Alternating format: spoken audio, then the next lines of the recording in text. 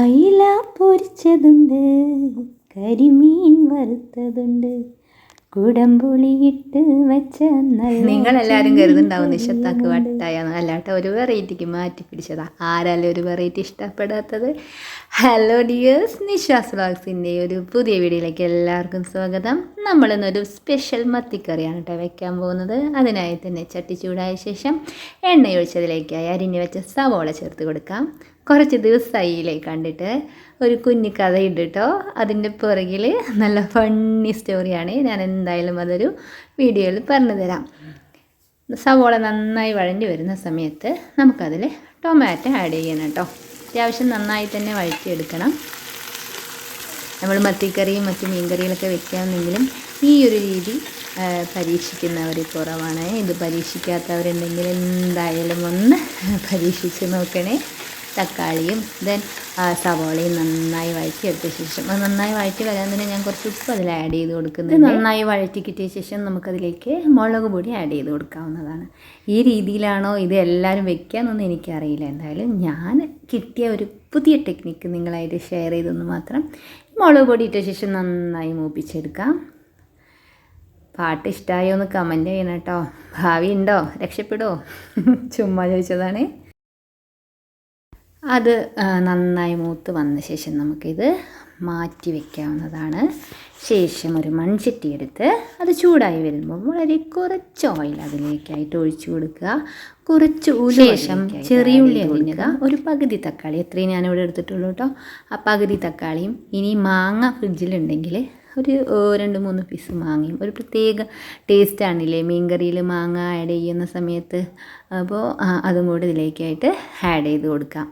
ഇനി എന്തെങ്കിലും ഈ മെത്തേഡ് ഫോളോ ചെയ്യുന്നവർ, നന്നായി അറിയുന്നവർക്ക് ഇതിലെന്തെങ്കിലും മിസ്റ്റേക്ക് തോന്നുകയാണെങ്കിൽ എനിക്ക് കമൻസിലൂടെ അതൊന്ന് തിരുത്തി തരണേ.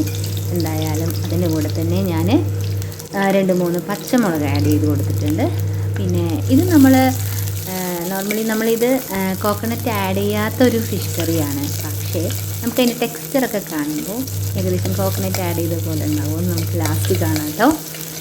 ശേഷം നമ്മൾ നന്നായി വഴറ്റിയെടുത്ത ശേഷം നമ്മൾ ഇതിലേക്കായിട്ട് തക്കാളി ആഡ് ചെയ്ത് കൊടുക്കുന്നു.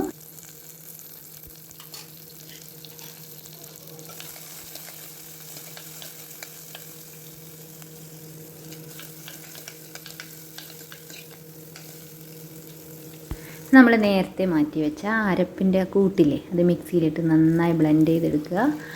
ഇപ്പോൾ തന്നെ നമുക്ക് കാണാം ഏകദേശം ഒരു കോക്കനട്ട് നമ്മൾ മിക്സ് ചെയ്ത പോലെ തന്നെ ഉണ്ടല്ലേ. ശേഷം പുളി പിഴിഞ്ഞത് നമ്മൾ അതിലേക്കായിട്ട് ഒഴിച്ചു കൊടുത്തിട്ടുണ്ട്. പിന്നെ ആവശ്യത്തിന് കൺസിസ്റ്റൻസി എത്രയാണോ വേണ്ടത് അത്രയും നമ്മൾ വെള്ളം ആഡ് ചെയ്ത് കൊടുത്തിട്ടുണ്ട്. എൻ്റെ കയ്യിലുണ്ടായിരുന്ന മാംഗോൻ്റെ പീസസ് ഞാൻ ഇതിൽ ആഡ് ചെയ്ത് കൊടുത്തിട്ടുണ്ട് കേട്ടോ. അതാണ് നമ്മൾ മിക്സ് ചെയ്യുമ്പോൾ അതിൽ തെളിയുന്നത്. എന്തായാലും നന്നായി തിളച്ച് വരുന്ന സമയത്ത് അത് പൊങ്ങിപ്പോവാതിരിക്കാൻ തീ കുറച്ച് സിം ചെയ്യാം നമുക്ക്. ഇത് നന്നായി തിളച്ച് വരുന്ന സമയത്ത് നമ്മുടെ കയ്യിലുള്ള മത്തി പീസസ്, എനിക്ക് ഏറ്റവും ഇഷ്ടമില്ലാത്തൊരു മീനാണ് കേട്ടോ മത്തി. പക്ഷേ ഇതിൻ്റെ ഗുണങ്ങൾ അറിയുമ്പോൾ കഴിച്ചു പോകും എന്ന് പറയുന്ന പോലെ. ബിക്കോസ് ഇതിൻ്റെ കഴിച്ചതിനുള്ള സ്മെല്ലുണ്ടല്ലോ, അത് കാരണം അത് ഇഷ്ടമില്ലാത്തത്. എന്തായാലും നമ്മൾ മത്തി ഇതിൽ ആഡ് ചെയ്തിട്ടുണ്ട്. മത്തിക്കറിയാണല്ലോ, പിന്നെ മത്തി ആഡ് ചെയ്യാതെ പറ്റില്ലല്ലോ. എന്തായാലും നല്ല തിളച്ച് വരുന്ന സമയത്ത് നല്ല ശുദ്ധമായ കറിവേപ്പില അതിൽ അലങ്കാരത്തിനായിട്ട് യൂസ് ചെയ്യാം. എന്നിട്ട് കുറച്ചുകൂടെ കറിവേപ്പിലയുടെ ഫ്ലേവറൊക്കെ ഇറങ്ങുന്നവരെയും കൂടെ തിളപ്പിക്കണേ. ഇത് കണ്ടാലറിയാം ഒരു തേങ്ങ ഒഴിച്ച കറി പോലെയുണ്ട് കാണാനായിട്ട്. പക്ഷേ ഇതിൻ്റെ ടേസ്റ്റ് എന്ന് പറയുന്നത് മുളക് കറിൻ്റെയും ഒരു സ്പൈസിനെസ് ഒക്കെ ആയിട്ട് ഒരു പ്രത്യേക ഒരു വേറിട്ട ടേസ്റ്റാണ്. അതാണ് ഞാൻ എല്ലാവരും സ്പെഷ്യൽ മീൻകറി ട്രൈ ചെയ്ത് നിങ്ങളുടെ ഫീഡ്ബാക്ക് അറിയിക്കണേ. ഇഷ്ടമായി ഒന്ന് കമൻറ്റ് ചെയ്യണേ. ക്ലിയർ ചെയ്യാനുണ്ടെങ്കിൽ അത് തിരുത്തി തരണേ. എന്തായാലും നമുക്ക് ഞാൻ പറഞ്ഞ ഒരു ഫണ്ണി സ്റ്റോറിയുമായിട്ട് അടുത്ത വീഡിയോയിൽ കാണാം. എല്ലാവർക്കും bye, see you, take care.